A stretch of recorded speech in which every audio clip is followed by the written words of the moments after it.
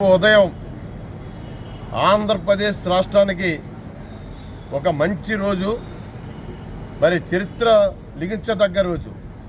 ఎందుకన్నానంటే ఈ మాట, నారా చంద్రబాబు నాయుడు గారి గతంలో మరి 14 సంవత్సరాల పాటు ముఖ్యమంత్రి చేశారు.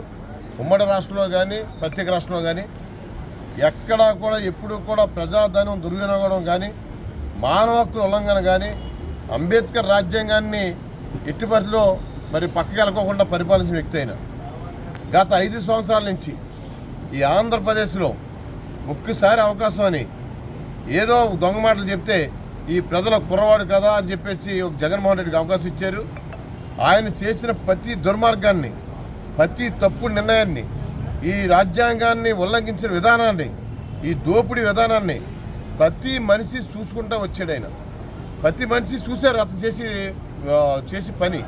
మనం అందరూ అనుకున్నాం, ప్రజలు ఎవరు రోడ్డు ఎక్కట్లేదేంటి, తెలుగుదేశం పార్టీ కష్టపడుతుంది, జనసేన పవన్ కళ్యాణ్ కష్టపడుతున్నాడు అనుకున్నాం తప్ప ఎక్కడా కూడా మరి జగన్మోహన్ రెడ్డి చేసి పని మరి ఏంటి ప్రజలు మనం పట్టించుకోవట్లేదు అనుకున్నాం. కానీ ఓటుతో మే 13వ తారీఖున ఈ భారతదేశంలోనే ఈ రాష్ట్రంలో వేసిన ఓటుకి సౌండ్ వచ్చేసింది.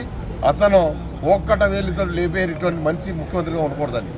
అదే సమయంలో కూటమిగా నారా చంద్రబాబు నాయుడు గారు, పవన్ కళ్యాణ్, నరేంద్ర మోడీ గారు టీం కూడా ఇవాళ 164 సీట్లతో రేపు పొద్దున్న ప్రమాణ స్వీకారం చేస్తున్న నారా చంద్రబాబు నాయుడు గారు. ఆ క్యాబినెట్లో పవన్ కళ్యాణ్తో పాటు భీమవరం నియోజకవర్గం నుంచి శాసనసభ్యులు మరి అంజబాబులు అందరూ ఉంటారని ఆశిస్తున్నాం ఆ క్యాబినెట్లో. ఎందుకంటున్నామంటే ఈ మాట, అందరూ కూడా 164 మంది చాలా గొప్ప వాళ్ళందరూ పిలిచారు. మరి ఈ రేపు ముఖ్యమంత్రిగా నారా చంద్రబాబు నాయుడు గారు ప్రమాణ స్వీకారం చేసిన వెంటనే ఈ ధ్వంసం అయిపోయిన రాష్ట్రాన్ని, ముందుగా ఈ రాష్ట్రానికి పోలవరం ప్రాజెక్టు, అలాగే అమరావతి రాజధాని. ఎందుకంటే మరి ఉద్యోగం ఎక్కడ కూడా మన విద్యార్థులు చదువుకునేవారు, ఉద్యోగాలు చేసినవారు ప్రపంచంలో అన్ని చోట్ల ఉంటారు. ఆంధ్రప్రదేశ్కి మీ రాజధాని ఏదయ్యానంటే చెప్పి పరిస్థితి లేకుండా చేసేసిన వెళ్ళిపోయిన ముఖ్యమంత్రి. ఆ పరిస్థితి రాకూడదంటే అమరావతి రాజధాని, ఈ రాష్ట్రంలో ఆంధ్రప్రదేశ్ రాజధాని అమరావతి. ఈ అమరావతి రాజధానిగా ఆంధ్రప్రదేశ్లో బతుకుతున్నాం మేము, మా ముఖ్యమంత్రి నారా చంద్రబాబు నాయుడు గారు అని ప్రపంచవ్యాప్తంగా మరి గర్వంగా చెప్పుకునే విధంగా ఆయన రేపు పొద్దున ఫస్ట్ ఫైల్ మీద అమరావతి రాజధాని, పోలవరం ప్రాజెక్టు, అలాగే ఉద్యోగస్తులకి డిఎస్సీ కానీ ఇలాంటి కార్యక్రమాలు, మరి త్రాగునీరు, సాగునీరు, ఈ రెండు కూడా ఎక్కడా కూడా 5 సంవత్సరాల నుంచి ఒక తట్ట మట్టి తీయలేదు. తాగునీరు లేదు, సాగునీరు లేదు, డ్రైనేజ్ వ్యవస్థ లేదు.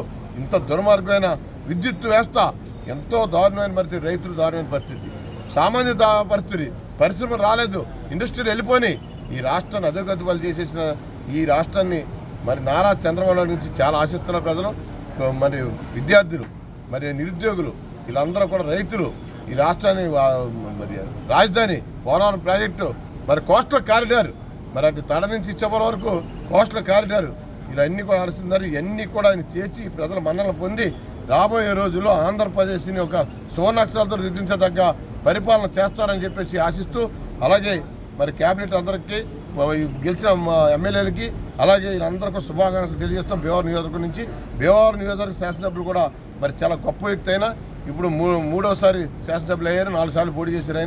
ఆయన క్యాబినెట్లో స్థానం వస్తే క్యాబినెట్ కూడా ఉందాతనం వస్తుందని చెప్పి మేము ఆశిస్తూ, రాబోయే రోజుల్లో ఈ ఆంధ్రప్రదేశ్ భారతదేశంలో ఒక నెంబర్ 1 రాష్ట్రంగా తయారవుతుందని అందరూ తెలియజేస్తున్నారు.